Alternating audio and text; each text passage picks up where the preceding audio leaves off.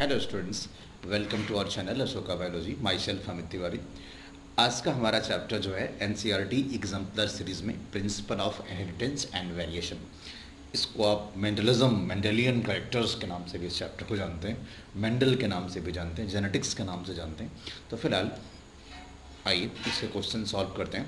Question number 1, all genes located on same chromosome. अगर सारे के सारे जीन्स एक क्रोमोसोम पे होंगे तो उन्हें क्या कहा जाएगा? तो form different groups depending upon their relative distance, form one linkage group. देखिए, एक क्रोमोसोम पे जो टोटल जीन की बात करते हैं, कंप्लीट जीन की बात करते हैं, उन्हें लिंकेज ग्रुप कंसिडर किया जाता है। याद रखिएगा, लिंकेज ग्रुप कंसिडर किया जाता है।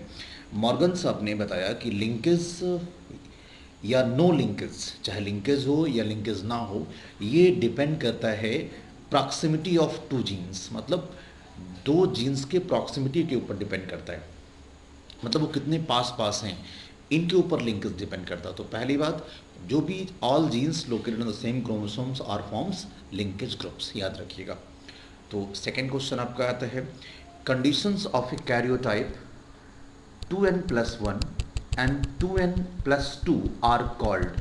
तो पहली बात तो ये है कि ये क्या होता है एक्चुअल में, व्हाट इज दिस। तो ये क्या है सब, ये एक्चुअल में failure of segregation of chromatid. जब भी क्रोमैटिड का सेग्रीगेशन हो जाता है, उसका सेग्रीगेशन का फेलियर हो जाता है, जैसे मान लीजिए क्रोमोसोम्स, 3 क्रोमोसोम्स थे, उसके दो क्रोमैटिड्स हो गए, तो जब आने वाली जनरेशन में 3 के बजाय 2 ही पहुँचे तो प्रॉब्लम हो जाएगी, एक घट जाए या एक बढ़ जाए। तो क्या बोलते हैं इसको कि जब भी क्रोमैटिड का सेग्रीगेशन फेल कर जाता है तो उसे नाम देते हैं एन्यूप्लॉइडी। याद रखिएगा, हम आंसर तो आपको बता दे रहे हैं कि ऐसी कंडीशन कब आती है जब सेग्रीगेशन फेल करता है। अच्छा, इसमें थोड़ी सी इन्फॉर्मेशन आपको और होनी चाहिए, तब जाके इसका आंसर पूरा हो पाएगा। एक्चुअल में क्या होता है ना कि ये जो एक 2n+1 है और एक 2n+2 है, तो जब ये प्लस में होता है तो उसे हाइपोप्लाइडी कहते हैं, और जब ये माइनस में होता है, मतलब हाइपरप्लॉइडी कहते हैं जब ये प्लस में होता है, और जब ये माइनस में होता है तो उसे हाइपोप्लॉइडी कहते हैं। मतलब क्या हुआ, दो केस हो सकते हैं, एक 2n+1 हो सकता है, एक 2n+2 हो सकता है, एक 2n-1 होता है, एक 2n-2 होता है सब। तो 2n+1 क्या है हमारा, ट्राइसोमी, आप नोट कर लीजिएगा, ट्राइसोमी। 2n+2 हमारा क्या हो जाएगा, टेट्रासोमी। और ये क्या होगा 2n-1, मोनोसोमी। और ये क्या होगा हमारा, नलीसोमी। जरूर एनसीईआरटी में नहीं लिखा है, बट फिर भी आपको पता होना चाहिए। तो ये कब होता है, एक घट जाना, एक बढ़ जाना, दो घट जाना, दो बढ़ जाना, जब एन्यूप्लॉइडी होती है। आइए क्वेश्चन नंबर 3, डिस्टेंस बिटवीन। बहुत अच्छा सवाल है और एग्जाम के पॉइंट ऑफ व्यू से बेहद इंपॉर्टेंट क्वेश्चन है। Distance between the genes and percentage of recombination. So अभी हमने जस्ट पिछले सवाल में जहां हमने लिंकेज की बात करी, वहाँ हमने थोड़ी सी बात आपसे करी थी कि जीन्स की प्रॉक्सिमिटी के ऊपर लिंकेज डिपेंड करता है। तो रिकॉम्बिनेशन भी ऐसा ही कुछ होता है।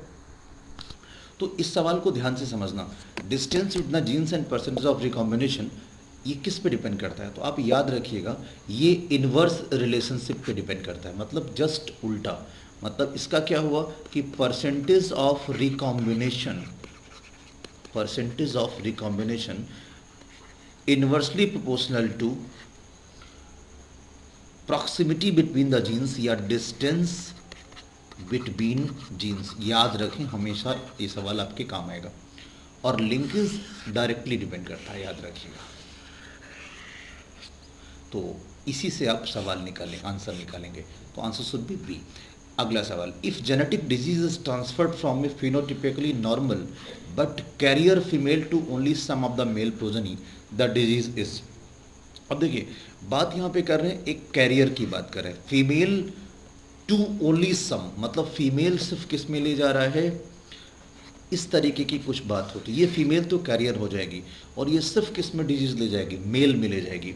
यानी ये एक्स लिंक्ड डिजीज है, मतलब श्योर है कि ये एक्स लिंक्ड डिजीज है। और एक्स लिंक्ड में भी एक्स लिंक्ड रिसेसिव है, क्योंकि अगर एक्स लिंक्ड रिसेसिव ना होती तो ये कैरियर की बजाय डिजीज़ हो जाता। तो आंसर बेहद आसानी से आप कर सकते हैं डी। ऐसा ही केस आपने हीमोफीलिया और कलर ब्लाइंडनेस के केस में पढ़ा हुआ है। तो बिल्कुल पैनिक ना हो, इसका इस्तेमाल आप पेडिग्री एनालिसिस के सवाल में भी काफ़ी हद तक करते हैं। तो याद रखें, ये पॉइंट बेहद इंपॉर्टेंट है कि कैरियर फीमेल से सम मेल्स में जा रहा है। अगर 100% में चला जाएगा तो कुछ और केस होगा। तो फिलहाल आंसर शुड बी डी। आइए नेक्स्ट क्वेश्चन, अगला सवाल, क्वेश्चन नंबर 5। क्वेश्चन नंबर 5 पढ़ने से पहले आपको सिकल सेल एनीमिया की बारे में जानकारी होनी चाहिए कि सिकल सेल एनीमिया में क्या होता है। तो in sickle cell anaemia glutamic acid is replaced by valine, which one of the following triplets code for valine. अब होता क्या है कि सिकल सेल एनीमिया में जो प्रॉब्लम आती है वो किसकी वजह से आती है। एक्चुअल में क्या होता है कि पहले हमारे पास होता है GAG। ये किसको कोड करता है, ग्लूटामिक एसिड को। तो सिंगल बेस सब्स्टिट्यूशन होता है 6th कोडॉन पे, बीटा ग्लोबुलिन के 6ठे नंबर कोडॉन पे चेंज हो जाता है और वो GAG किस में बदल जाता है, GUG में, और वैलिन बनने लगता है। तो ये आंसर आपको मिल गया डी। याद रखें, आप तो रट लेते हैं बट अगर आप पूरी बात याद रखें तो प्रॉब्लम कभी नहीं आएगी। And this is the qualitative disorder, याद रखें, not the quantitative disorder. Question number 6 में क्या है, when person having genotype IAAIB so the blood group AB। अब ये आपको डायरेक्ट पता होना चाहिए कि भाई एक जीन हमारे पास ये वाला है, एक जीन हमारे पास ये है। इसका क्या सेंस हुआ, जब भी प्रोजनी में पेरेंट्स के, दोनों पेरेंट्स के करेक्टर आ जाएं तो आप उसे किस में काउंट करते हैं। It is a example of क्या, मतलब F1 resembles with the both parent then it is known as codominance. इसमें किसी प्रकार का कोई संदेह नहीं होना चाहिए, this is the codominance. Question number 7, ZZ type of sex determination किस में जाएगा। तो ZZ किस में जाएगा, देखिए ये प्लेटिपस तो नहीं हो सकता, ये स्नेल नहीं हो सकता। एक्चुअल में ये जो ZZ का केस है ये बर्ड का केस है और यहाँ आपको बर्ड ढूंढनी पड़ेगी। तो भैया बर्ड का एग्जाम्पल इसमें है पीकॉक, और ZZ में जो ZW होता है ये होता है फीमेल का केस, और ऐसा हमें मिलता है बर्ड में पीकॉक, और पीकॉक क्या है, बर्ड्स हैं, याद रखिएगा।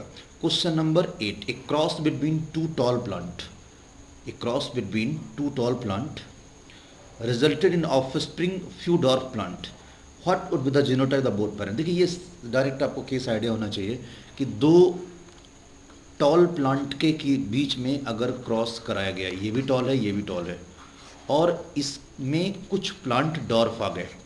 अब अगर आपने एग्ज़ाम में पहले प्रिपरेशन अच्छे से कर रखी है तो आप इतना टाइम नहीं लगाएंगे। अब तक तो आप आंसर कर चुके हैं, capital T small t is the right answer.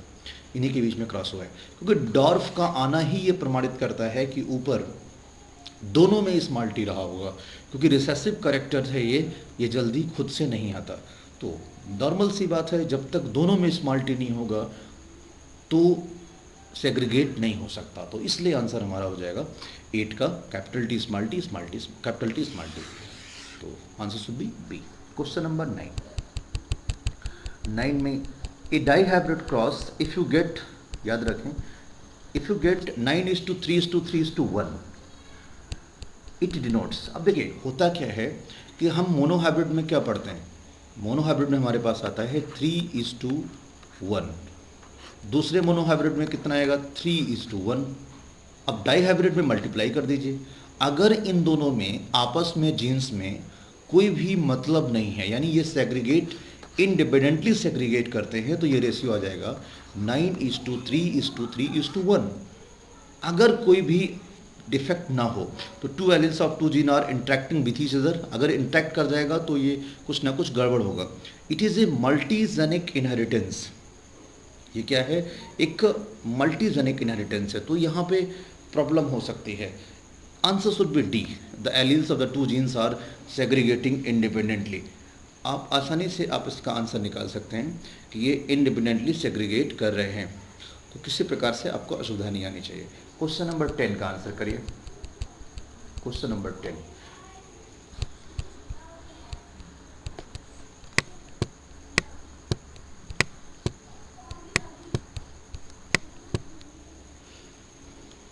which of the following will not result in the variation among the siblings।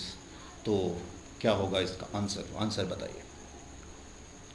देखिए, वेरिएशन के लिए हमारे सिबलिंग्स मतलब क्या, जैसे भाई बहन की आप बात कर सकते हैं, तो उनमें वेरिएशन नहीं होता, इसके पीछे कौन जिम्मेदार है? अब वेरिएशन के लिए पहले कौन जिम्मेदार है? तो इंडिपेंडेंट असार्टमेंट से, म्यूटेशन से, क्रॉसिंग ओवर से, इससे तो वेरिएशन आ जाता है, लेकिन लिंकेज से वेरिएशन नहीं आता। लिंकेज क्या है? ये पेरेंट्स करेक्टर को रिटेन रखता है, जितना ज़्यादा लिंकेज उतना पेरेंट्स करेक्टर रहते हैं, ये बात याद रखिएगा। तो answer should be C, linkage. Question number 11. Mendel's law of independent assortment holds good for genes situated on. अब देखिए, इंडिपेंडेंट असॉर्टमेंट कहने का सेंस क्या है? अगर कोई चीज़ दूर दूर पाई जाती है, मतलब दूर दूर हैं, तो जाहिर सी बात है कि उनके बीच में, मतलब वो एक दूसरे के प्रति इंडिपेंडेंट होंगे अगर वो दूर दूर हैं, लेकिन अगर वो पास पास हैं तो वो इंडिपेंडेंट नहीं रह सकते। इसका क्या मतलब है? इसका मतलब ये है कि अगर क्रोमोसोम होमोलॉगस हैं, होमोलॉगस क्रोमोसोम पे जीन इकट्ठा हैं, तो वो इंडिपेंडेंटली सेग्रीगेट नहीं कर सकते, सेम क्रोमोसोम पे हैं तो नहीं कर सकते। अगर वो नॉन होमोलॉगस हैं तो आसानी के साथ वो सेग्रीगेट कर सकते हैं। मेंडल ने जो एक्सपेरिमेंट किया था, उनको लिंकेज क्यों नहीं मिला? इसी के पीछे इसी यही वजह थी, क्योंकि उन्होंने कई क्रोमोसोम से उनके करेक्टर्स थे अलग अलग, आई थिंक 4 पे होना चाहिए, तो इसलिए कोई प्रॉब्लम नहीं आने वाली है। तो answer should B A. Question number 12. Occasionally a single gene, mark कर लीजिएगा, अकेजनली ए सिंगल जीन में express more than one effect, यानी एक जीन कई करेक्टर को इफेक्ट कर रहा है, तो answer should B pleiotropy, mark कर लीजिएगा, ये डायरेक्ट याद करना होता है। मल्टीपल एलिज्म इसका जस्ट उल्टा है, ये बात याद रखें, क्योंकि इंपॉर्टेंट पॉइंट हो जाएगा और आपको ये याद कर लेना चाहिए। Question number 13. In a certain taxon of insect, important सवाल है, in a certain taxon of insect अगर हम बात करें तो सम हैव 17 क्रोमोसोम्स एंड कुछ ने 18 क्रोमोसोम हैं, 17-18 क्रोमोसोम्स बेयरिंग ऑर्गेनिज्म। अब देखिए, इंसेक्ट की जब आप बात करते हैं तो इंसेक्ट में XX टाइप की बात होती है, और जो XX होता है ये फॉर फीमेल होता है, और X0 जो होता है ये मेल होता है, यानी इसमें एक क्रोमोसोम ज़्यादा और इसमें एक क्रोमोसोम कम। तो 17-18, 17 किस में होगा? फीमेल में। 18 किस में होगा? मेल में। तो आंसर 13 का क्या हो जाना चाहिए? मतलब मेल में कम होगा, सॉरी, तो 17 और फीमेल में 18, तो answer should B A. Explanation देखेगा, आंसर इधर उधर देख लीजिएगा, हो सकता है भाई। The inheritance pattern of the gene over generation among human is studied by the pedigree analysis. तो जब भी हम इनहेरिटेंस की बात करते हैं, पेडिग्री की बात करती हैं, तो उसमें हम मैटरनल, पॉलीजेनिक, क्वांटिटेटिव जीनिंग, हम मेंडेलियन ट्रेट की बात करते हैं। डायरेक्ट याद करिए, एनसीईआरटी में नहीं लिखा तो क्या होगा, याद होना चाहिए। It is said to that Mendel propose that factor controlling any character is discrete. फिर से पढ़िएगा सवाल, कह रहे हैं it is said that Mendel propose that factors controlling any character is discrete and independent, मतलब वो ब्लेंड नहीं करते, इंडिपेंडेंट होते हैं। This proposition was based on, ये किस पे बेस्ड है? कि दो कैरेक्टर हैं, एक दूसरे से अलग हैं, आपस में ब्लेंडिंग नहीं करते। तो यही तो हमने पीछे कहा कि पढ़ते हैं B option, observations that are suffering offspring of a cross made between the plant having two contrasting character shows only one character without any blending. एक को दिखाता है और कोई चेंज नहीं होता, किसी प्रकार की कोई ब्लेंडिंग नहीं है, इसीलिए तो कहते हैं इंडिपेंडेंट है। और अगर वो ब्लेंडिंग शो करता, चेंजेस होते, तो इंडिपेंडेंट की बात हम कतई ना करते। ओके, क्वेश्चन नंबर 16, ये बहुत अच्छा सवाल है, कंफ्यूजन ना पालिएगा किसी प्रकार की। Two genes of A and B are linked in it, मतलब पहली बात तो ये लिंक्ड हैं, यानी एक ही क्रोमोसोम पे पाए जाते हैं, ये सवाल का सबसे इंपॉर्टेंट पार्ट है। दूसरा, in a dihybrid cross involving these two genes F1 heterozygote is cross with homozygous recessive parent. तो होमोजाइगस क्या है इनका? स्मॉल ए स्मॉल बी, तो इसका हेट्रोजाइगस क्या हो जाएगा? Capital A small B capital E हो जाएगा। इनके बीच में क्रॉस की बात कर रहे हैं, कह रहे हैं what will be the ratio of offspring in the next generation.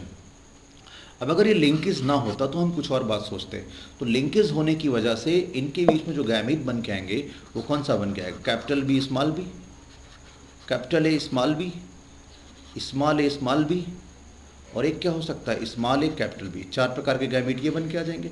और इधर से कौन सा गैमीट मिलेगा? सिर्फ एक प्रकार का, स्मॉल ए स्मॉल बी, आप चेक कर लीजिए। तो जब इनका क्रॉस कराएंगे तो रेशियो क्या आएगा, मल्टीप्लाई करिएगा, तो एक प्रकार से ये हो जाएगा, एक ये हो जाएगा, एक ये, तो चेकर बोर्ड जब आप बनाएंगे तो आपको मिल जाएगा। तो आंसर क्या आएगा, 1:1 1:1 1:1 नहीं होगा आंसर, याद रखिएगा, ये आंसर होगा, don't confused. Question number 17, in the F2 generation of the Mendelian dihybrid cross the number of phenotype and genotype are, क्या आंसर होना चाहिए, बताइए इसका आंसर। बेहद आसान सवाल है 17 भाई। 9:3:3:1, 9:3:3:1, ये 4 हो जाएगा।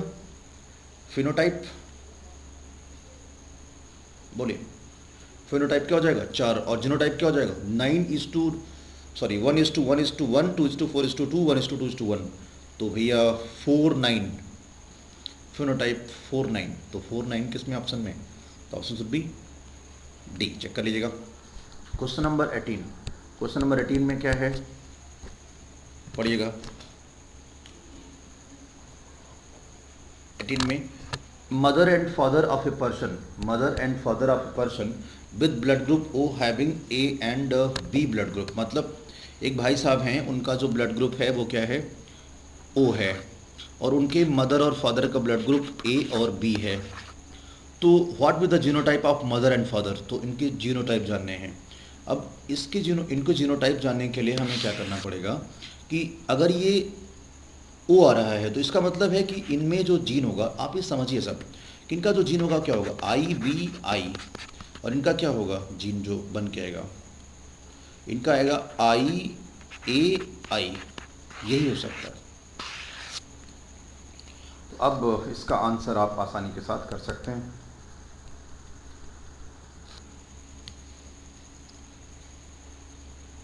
एटीन का answer, mother and father are heterozygous for A and B blood group respectively, तो answer should be C. Important सवाल था, अच्छा आंसर भी है। तो ये तो आपका हो गया प्रिंसिपल ऑफ इनहेरिटेंस के सवाल, बेहद इंपॉर्टेंट सवाल है, ज़रूर एक बार रिवाइज करके एग्ज़ाम देने जाइएगा। तो अगर आपको ये सारी चीज़ें पसंद आई हैं तो please like share and subscribe. धन्यवाद, शुक्रिया, थैंक यू।